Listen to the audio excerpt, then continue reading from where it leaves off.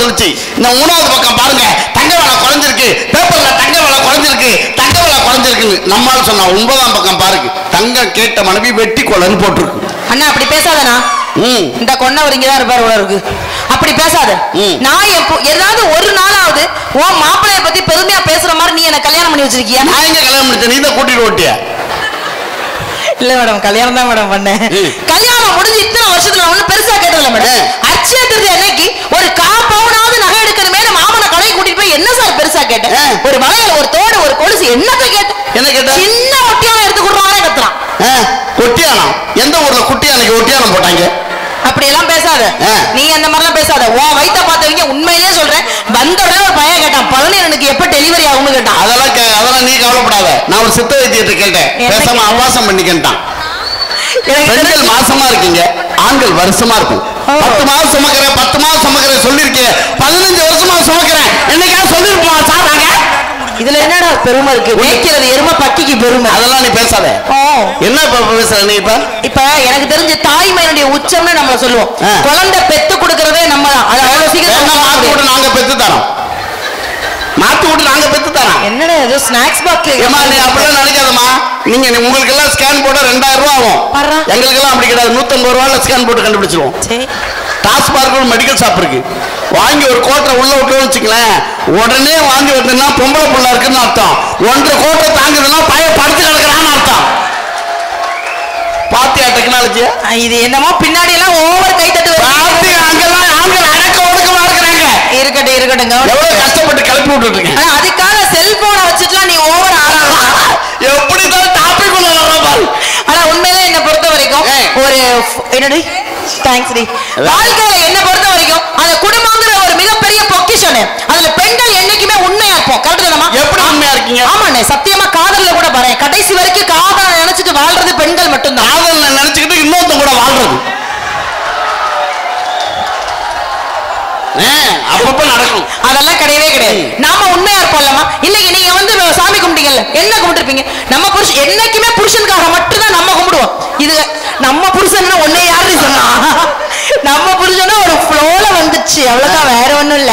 ஆனா அதே மாதிரி இங்க இருக்கிற பெண்களுக்கு சொல்றேன், நான் சிரிக்கலனாலோ கை தட்டலனாலோ கோவப்படுற கேரக்டர் கிடையாது. பிகாஸ் எனக்கு கோவமே வராது. யாரெல்லாம் கை தட்டலையோ, ஆமா, யாரெல்லாம் கை தட்டலையோ, யாரெல்லாம் சிரிக்கலையோ அவங்களுக்கு அவங்க புருஷனுக்கு என் போன் நம்பரை கொடுத்துட்டு போயிருவேன். அங்க ஒரு ஆயா சொல்லுது, எனக்கே அவன் பண்ண மாட்டான், உனக்காக பண்ண போறான். உனக்கெல்லாம் போன் பண்ணி என்ன பண்றது? Thank you sir. கருவாட்டுக்கு போன் பண்ணி ஆமா அதான் சொல்ல போறேன். ஏன்னா வாழ்க்கையில என்ன பொறுத்த வரைக்கும் அந்த குடும்பங்கிறதுல புருஷனுக்காக சாமி கும்பிடுறது, இதே புருஷன் தான் எப்போ வேணுங்கிறது.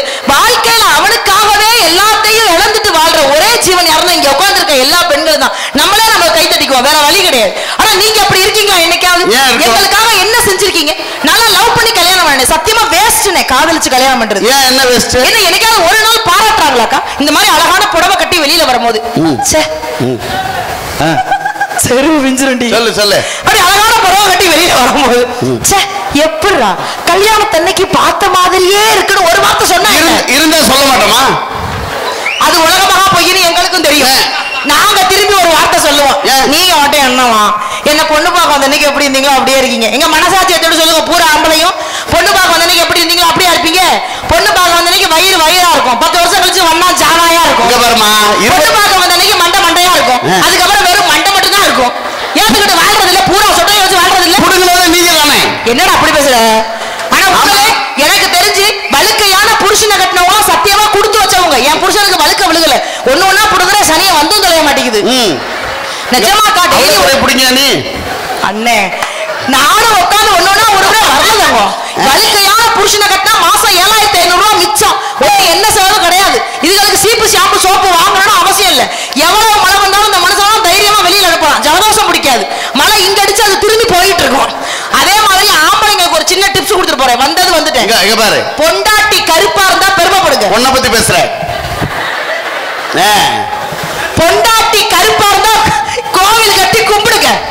நம்மளை தவிர வேற எவனும். ஒரே ஒரு கேள்வி கேட்கிறேன், ஆம்பளை வழுக்கியா இருந்தா ரோட்ல நடந்து போலாம், ஒரு ஆம்பளை கூட அவனை பார்த்து கேலியா நினைக்க மாட்டான்.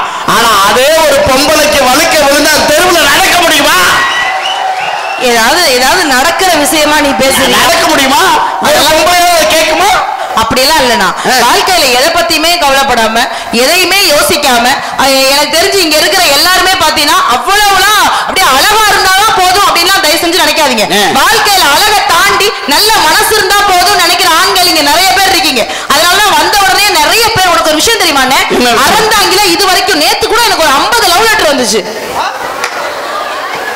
Sir 50 love letter. அது பார்வையற்றவர்கள் இல்ல 50 பக்கத்து வீட்டுக்கு கொடுக்க சொல்லி என்கிட்ட ஒருத்தன் கொடுத்துட்டு போனா என்கிட்ட எவன் கொடுப்பான் லவ் லெட்டர் கொடுத்தான். ஆனாலும் அறந்தாங்கில குட்டி செவர்னு ஒண்ணு இருக்குனே சரி அதுல உட்கார்ந்துட்டு போற வர எல்லா பிள்ளைங்களுக்கும் மார்க் போட்டுட்டே இருந்தாங்க. நான் அந்த அப்படி பஸ் ஸ்டாண்ட் வழியா உள்ள போனேன் மேடம். நான் அப்படி உள்ள போறேன் அந்த குட்டி சேவத்துல உட்கார்ந்துருக்கவே ஒவ்வொரு பிள்ளைங்களுக்கா மார்க் போட்டான் 30 40 45. எனக்கு ஒரு நப்பாசை நமக்கு அழகுக்கு 85 95 போடுவானோன்னு அப்படி லைட்டா கிராஸ் பண்றேன். கடைசியா இருக்கிறவன் சொல்றான் மச்சான் -99 இன்னும் உயிரோட தாண்டா சுத்திக்கிட்டு இருக்கு. அவ்வளவு மார்க்கா போட்டான் மூதேவி மைனஸ்ல போட்டுருக்கான் லூசு பையா. அதுவே போட மாட்டான். வாழ்க்கையில எல்லாமே சந்தோஷம் தான் எனக்கு தெரிஞ்சு. நீங்க ஆமாண்ணே அது அதையாவது நீ செய்ய. இன்னைக்கு வந்து நிறைவு நீ தான் செய்யற. எனக்கு தெரிஞ்ச வாழ்க்கையில ரொம்ப சந்தோஷமான ஒருத்தங்க ஆக்சுவலா ஒரு நல்ல தலைப்பு அந்த தலைப்பை தொடாம ஏதாவது ஒரு விஷயம் எடுத்து பேசுங்க அப்படின்னாங்க. இங்க இருக்கிற தாய்மார்களுக்கு மட்டும் ஒரே ஒரு விஷயம் இது தலைப்பு சார்ந்தோ தலைப்பு தாண்டியோ கிடையாது. இன்னைக்கு நாம பண்ற ஒரு மிகப்பெரிய தப்பு நிறைய பெண்கள் இருக்கீங்க உங்ககிட்ட தான் சொல்லும். நாம சீரியல் பார்க்கணும் நாம பக்கத்து வீட்டுல பேசணுங்கிறதுக்காக தயவு செஞ்சு உங்க குழந்தைங்கள்ட்ட செல்போனை மட்டும் கொடுத்து விளையாட விடாதீங்க. அதனால பாதிக்கப்படுறது சத்தியமா நீங்க மட்டும்தான். வாழ்க்கை முழுக்க அந்த குழந்தை விஞ்ஞானத்தோடு விஞ்ஞானமா வளர்ந்து மக்கள்கிட்ட பேசுறதுக்கும் மனுஷன் பார்த்து பழகுறதுக்கும் அந்த குழந்தைங்க மறந்துடுவாங்க. இன்னைக்கு நிறைய இளைஞர்கள் பண்ற தப்பு என்ன தெரியுமா? ஒரு காலத்துல ஃபேஸ் பார்த்து ஃபேஸ் பேசிக்கிட்டு இருந்தோம். இன்னைக்கு எல்லா பையனும் ஃபேஸ்புக்லயே பேசிக்கிட்டு இருக்கான். நம்மளை பார்க்க மறந்துட்டானுங்க. சோ தயவு செய்து உங்கள் குழந்தைகளுக்கு செல்போன் கொடுத்து பழக்காதீர்கள். முடிஞ்ச வரைக்கும் பக்கத்து வீட்டு பாட்டி கூடயோ எழுத்து வீட்டு தாத்தா கூடயோ விளையாட விடுங்க. அது மட்டும்தான் வாழ்க்கையில மிகப்பெரிய சந்தோஷத்தை கொடுக்கும்னு சொல்லிட்டு தொடர்ந்து பாத்தீங்கன்னா மிக பிரம்மாண்டமான பட்டிமன்றம் இருக்கு. எங்களை தாண்டி பேசக்கூடிய பேச்சாளர்கள் இருக்காங்க. ரசிங்க என்ன இல்ல இல்ல இல்ல சோ அதனால எங்களுக்கு வந்து ரொம்ப அருமையான ஒரு விஷயம் நடக்க போகுது. உங்களுக்காக நிறைய பேச்சாளர்கள் வந்து 4 பூச்சி இது வரைக்கும் கடிச்சிருச்சுனே.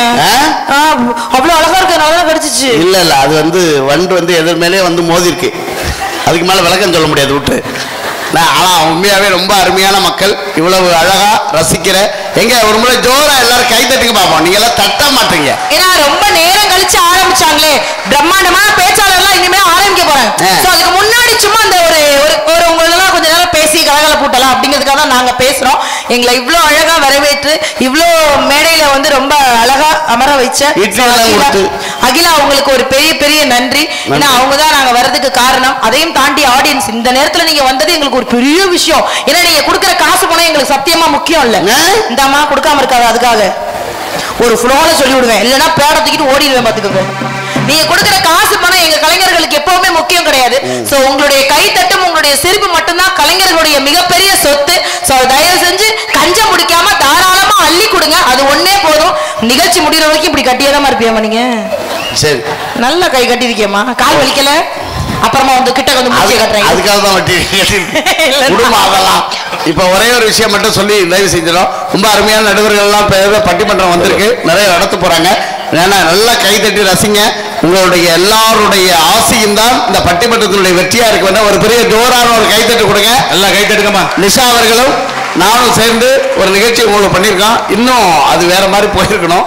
உங்களுடைய அன்புக்கு நன்றி சொல்லி விடைபெறுகிறோம். நன்றி வணக்கம். Thank you thank you so much. வந்திருக்கும் போது அவ்வளவும் வெற்றிடமா இருந்து, ஆனா பழனி நிஷா வந்ததும் கூட்டம் அவ்வளோ வந்துட்டு. முதல்ல நான் உட்காந்துருந்தேன். என் மூஞ்சை பார்க்க ஒருத்தரும் இல்லை. 2 பெரியம்மா வந்துட்டு என் மூஞ்சை பார்த்தோன்னா அலறி அடித்து ஓடுது. எங்கே போகிறேங்க நாளைக்கு பார்ப்போம் போ அப்படின்ட்டு போயிட்டு. ஏன்னா அவங்க அவ்வளோ சிரிக்க வச்சுருக்காங்க. நல்லா சிரிக்கணும், நல்லா கை தட்டணும். எதுக்கு கை தட்ட சொல்கிறேன்னு தெரியுமா? பொம்பளைகளுக்கெல்லாம் வேண்டுகோள். நீங்கள் நல்லா கை தட்டினீங்கன்னா உங்களுக்கு நல்ல முடி நீளமாக வளருமா. இப்போ கை தட்டுங்க. அப்போ உங்களுக்கு என்ன நல்ல உற்சாகமாக கை தட்டணும். நான் தூத்துக்குடியிலேருந்து வந்திருக்கேன். உங்களெல்லாம் பார்க்கும்போது ஒரு கவிதை ஞாபகம், எனக்கு கவிதை வருது. சொல்லட்டுமா? ஆமாம், இவருக்கு கவிதைன்னு தூத்துக்குடிக்கு கடல் அழகு, கடலில் எழும் அலை அழகு, அலை மோதும் மண்ணழகு, மண்ணை நோக்கும் விண்ணழகு, விண்ணில் தவழும் நிலவழகு, நிலவை மூடும் மேகமழகு, மேகத்தை கலைக்கும்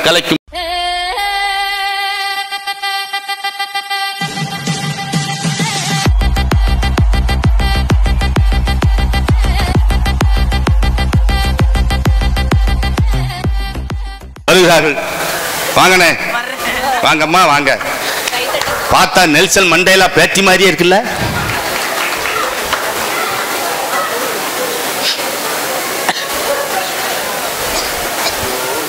வாங்க. ஏ இந்திர வந்தது சந்திர வந்தது இந்த சினிமாதா, எம்ஜிஆர் வந்தது இந்த சினிமாதா, கலை வளர்ந்தது இங்கேதான், காதல் வந்தது இங்கேதான், கட்சி வளர்ந்தது கட்டி பிடிச்சது இந்த சினிமாதா, அது அமெரிக்காவில் ஆசியா வந்தது இந்த சினிமாதா. ஏ இந்திர வந்தது சுந்தர வந்தது இந்த சினிமாதா, எம்ஜிஆர் வந்தது இந்தியா வந்தது இந்த சினிமாதா. என்ன குரல் வளம் இல்ல. உண்மையிலே நீங்க அந்த திறமையெல்லாம் நீங்க முதல்ல பாடாம விட்டுட்டீங்க. சூப்பரா பாடுறீங்க. என்ன கூட்டி போயிருங்களா உங்க கூட்டுக்குள்ள? உங்களை கூட்டிட்டு போய் நான் என்ன பண்றது? கோயில் வாசல்ல உட்கார வச்சு பாட வைக்கலாம். அருமையா பாடுறீங்க. இல்ல உண்மையிலே ரொம்ப அருமையா பாடுறீங்க. உண்மையாவே சிறப்பா பாடுறாரு. ஒரு பெரிய கைத்தட்டு கொடுக்கலாம். நல்ல குரல் வளம். நாங்க ஷூட்டிங் இருக்கே அப்படின்னு சொல்லி முடிச்சோம். ஆனா அவங்க சொன்னாங்க பெண்கள்லாம் நான் வரணும்னு விரும்புறாங்க அப்படின்னு. சோ அந்த மாதிரி ஏதாவது ஒரு பில்டப் கொடுத்து நான் 4 கைத்தட்டு வாங்கிக்கிறேனே. கைத்தட்டு வாங்க. நான் அதெல்லாம் சொல்லிக்கல. நான் ஒரே ஒன்று கேட்கிறேன். சொல்லுங்க. ஒரு காலத்துல எல்லாம் பெண்கள் எப்படி இருந்தாங்க? ஒரு காலத்துல பெண்கள் அப்படி தலைமுடி எடுத்து விட்டா தரையில வந்து விழும். இப்பெல்லாம் தனியா விழுது. அப்படியா? ஒரு காலத்துல கூந்தல் 6 அடி இருக்கும், பூ 6 அடி இருக்கும். இப்பெல்லாம் பூ 6 அடி இருக்கு, கூந்தல் 6 அடி. இதெல்லாம் முடிய பத்தி பேசினா செம்ம கடுப்பா. என்ன முடி இருக்கு உனக்கு? இதுக்கு மேல என்னக்கா வேணும்? போன பொங்கலுக்கு அடிச்ச பிரஸ் மாதிரி இருக்கு. இங்க பாரு சொல்லு. ஒரு காலத்துல பெண்கள் பொட்டு வச்சாங்கன்னா அவ்வளவு பெரிய பொட்டா இருக்கும். இப்பெல்லாம் பொட்டே வைக்கல. எல்லாம் ஓட்டு, பாம்பு, பள்ளி, பூரா, நட்டுவாங்களி, அத கதவுல ஓட்டுது, ஜன்னல ஓட்டுது, கக்கூஸ் பீங்கால ஓட்டுது. ஏன் பண்றீங்க நீங்க? எங்களுக்கு டைம் கிடைக்கல, அதனால அவசர டைம் கிடைக்கல. பெரிய இருக்கட்டும். ஆனா எப்பவுமே நீ வந்து எல்லா இடத்துலயும் ஏன் பெண்களையே குறை சொல்ற? புரியல. பெண்களை குறை சொல்ல, ஒன்னதான் குறை சொல்றேன். நானும் பெண் தானே. எப்படி நம்புறது? ஆதார் கார்டு வச்சிருக்கியா? ஆதார் கார்டுலாம் வச்சா உண்மையிலே எங்க தெருவுல ஏதாவது நாய் துரத்தினா என்னோட ஆதார் கார்டு தான் எடுத்து காட்டுவேன். அங்கே செத்து போயிடும். ஆனா உண்மையிலே சொல்றேன்னா நீ எவ்வளவுதான் பெண்களை குறை சொன்னாலும் என்ன பொறுத்த வரைக்கும் 5 அறிவுல கூட பெண்களுக்கு தான் மரியாதை. எப்படி? போன வருஷம் நீ வீட்டுக்கு பாதுகாச்சுன்னா எனக்கு தெரிஞ்சு 1 கோடி ரூபாய்க்கு வீடு கட்டின. யாரு இப்போ உன்னை கேட்டா? இதெல்லாம் நீனும் தான் நிறைய இப்போ வாங்குற. 1 கோடி ரூபாய்க்கு மேல வாங்குற. இல்ல இருக்கட்டும். நீ நல்லா இருக்கணும்னு ஆசைப்படுறதுல மத்தவங்களை விட எனக்கு அதிக அக்கறை இருக்கு. சரி சரி. என் அண்ணன் நீ நல்லா எப்பவும் நீ சிரிச்ச முகத்தோடவே அப்பதான் நீ லூசு பையன் ஊர் நம்பும். உன் சிரிப்பு தமிழ்நாட்டுக்கே பிடிக்குமா? சிரிக்கிறது பெருசு இல்ல நிசா. பல்லு வளைக்கிட்டு சரி இருக்கட்டும். வாட சுத்திட்டு வருது தம்பிங்களா. எனக்கு தெரிஞ்சு உண்மையிலே சொல்றேன்னா போன வருஷம் நீ 1 கோடி ரூபாய்க்கு வீடு பால் காய்ச்சினல்ல? ஆமா. பால் காய்ச்சும் போது வீட்டுக்குள்ள முதல்ல பால் காய்ச்சதுக்கு வீட்டுக்கு உள்ள முதல்ல யாரை கூட்டிட்டு போன? பசுமாடு. 6 அறிவுல மட்டும் இல்லக்கா, 5 அறிவுல கூட நமக்கு தான் மரியாதை. வீடு கட்டி பால் காய்ச்சும் போது பசுமாடு தான் உள்ள போகும். எந்த ஊர்லயாவது காலமேடு இல்ல இந்த எருவ மாடு ஏதாவது ஒண்ணு உள்ள போயிருக்கு? அது சாதாரண வாசல்ல தான் பசுமாடு வரும். வாடி வாசல்ல எங்க காலமாடு தான் வரும்.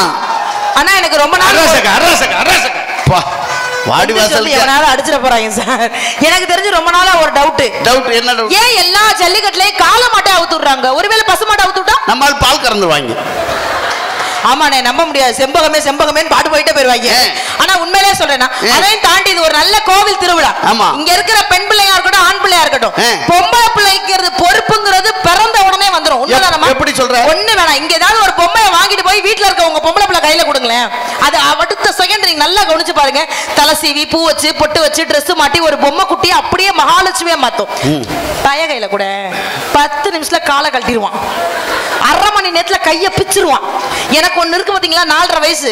நீ என்ன பொம்மையை குடிச்சு நெஞ்ச எட்டி பார்த்து உள்ள ஒண்ணுமே இல்லம்பா.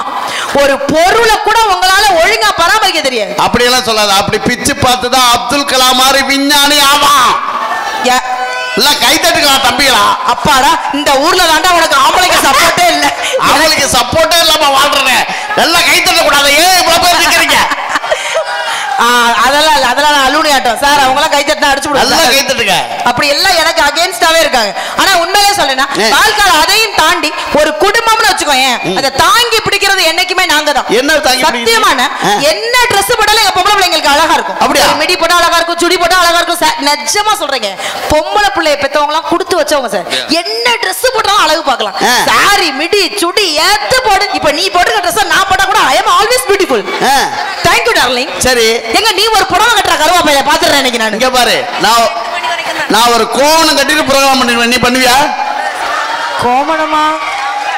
கோமணம் கட்டி நான் ஏன் ப்ரோகிராம் பண்ணணும்? ஏழை விவசாயிகளை உடைய கோவணம் தான் சார். இவன் வேற பிரச்சனையை கிளப்பி விடுறான். இந்த கருவாப்பையில பிச்சு புடிய பிச்சு. ஆனா உண்மையிலே இங்க இருக்கிற ஆண்கள்ட்ட ஒரு விஷயம் சொல்றேன் சார், யாரெல்லாம் பெண் பிள்ளைய பெத்தீங்களோ பெருமைப்படுங்க. ஏன் தெரியுமா? கடைசி வரைக்கும் உங்களை முதியோர் இல்லத்துக்கு அனுப்பாம தான் கூடவே வச்சு சோறு போடுறது என்னைக்குமே பொட்ட பிள்ளைங்க மட்டும்தான். அந்த வேலையை கரெக்டா எங்க பெண் பிள்ளை செய்யும். கையை தட்டுங்களம்மா, பொம்பளைக்கு பேசிட்டு இருக்காங்க. இவங்க தட்டுறாங்க, எனக்கு இது போதும். பொம்பளை பிள்ளைங்க வந்து பெத்தா வந்து அனுப்பாது, கண்டிப்பா முதியோர் இல்லத்துக்கு அனுப்பாது. அது அவங்க அம்மா அப்பாவை அனுப்பாது. அது கல்யாணம் பண்ணி ஒரு வீட்டுக்கு போவதில்லை, அவங்க அம்மா அப்பாவை அனுப்பிடும். அப்படி எல்லாம் கிடையாதுனே. உண்மையிலே இப்ப எங்க வீட கல்யாணம் ஆகி 8 வருஷம் ஆகுது. பட் அப்படி தெரியாது, 80 வருஷம் மாதிரி தெரியுது. கல்யாணம் இந்த 8 வருஷமா நீ உன்னோட போன்ல யார் போட்டோ வால்பேப்பர்ல வச்சிருக்க? என் போட்டோ, என் பொண்ணு போட்டோ வச்சிருக்கேன். ஆனா எங்க வீட்டுக்காரர் அப்படி கிடையாதுங்க. 1 வருஷம் 2 வருஷம் வைக்கலாம். 8 வருஷமா என் மாமா என் போட்டோ தாங்க வால்பேப்பர்ல வச்சிருக்க. அப்படியா? 8 வருஷமா அப்படி பிச்சுக்கிட்டு போகுது காதல். அப்படியே மாத்தல, அந்த ஆளுக்கு மாத்த தெரியாது. ஏதாவது ஒரு கடையில கொண்டு போய் கொடுத்து மாத்தி கொடுங்கம்மா, வாங்கி பார்த்தோன்னே கடைக்காரன் மிரண்டுருவான், இத்த தண்டி காண்டாம இருக்கும் எந்த ஊர்லடா இருக்குன்னு. ஆனா நீ எல்லாம் காலையில எந்திரிச்சு யார் முகத்துல முழிப்பியோ எனக்கு தெரியாது. எங்க வீட்டுக்காரி காலையில எந்திரிச்சா என் முகத்துல தான் சார் 8 வருஷமா முழிக்கிறாரு. எப்படி நீ வெளியூர் வந்துருக்க? நான் வெளியூர் வந்துருவேன். காலையில கண்ணை முடிச்சு செல்போனை தேடுவான், எடுத்து பாப்பா வால்பேப்பர்ல நான் பெப்பர் பேனை இழிச்ச மணிக்கு இருப்பேன். அப்படியே பார்த்துட்டு வச்சுட்டு பாத்ரூம் போவான். மறுநாள் காலையில கண்ணை முடிப்பா செல்போனை தேடுவான், வால்பேப்பர்ல நான் பெப்பர் மணிக்கு இழிச்ச மணிக்கு இருப்பேன். பாப்பா அப்பா பாத்ரூம் போவான். நான் ஒரு நாள் கடுப்புல கேட்டேன், மாமா டெய்லி போன் எடுக்கிற, டெய்லி என்ன பாக்குற, அதுக்கப்புறம் பாத்ரூம் போறியே மாமா, ஏமாமான்னு. கன்றாவி இத பார்த்தா தாண்டி சனி அதுவே வருதுன்னாரு. அவ்வளவு மோசமாவா இருக்கு. உங்களுக்கு ஒரு டிப்ஸ் சொல்றேன், யாருக்காவது வயிறு பிரச்சனை இருந்தா நிசா போட்டா வச்சுங்கோ. வாழ்க்கையில குடும்பம்னு இருந்தா அந்த மாதிரியான சின்ன சின்ன விஷயங்கள் வரதாங்க செய்யும். அதெல்லாம் தாண்டி காதலிக்கிறோம் பாத்தீங்களா, அதுதான் உண்மையான காதல் என்ன பொறுத்த வரைக்கும்.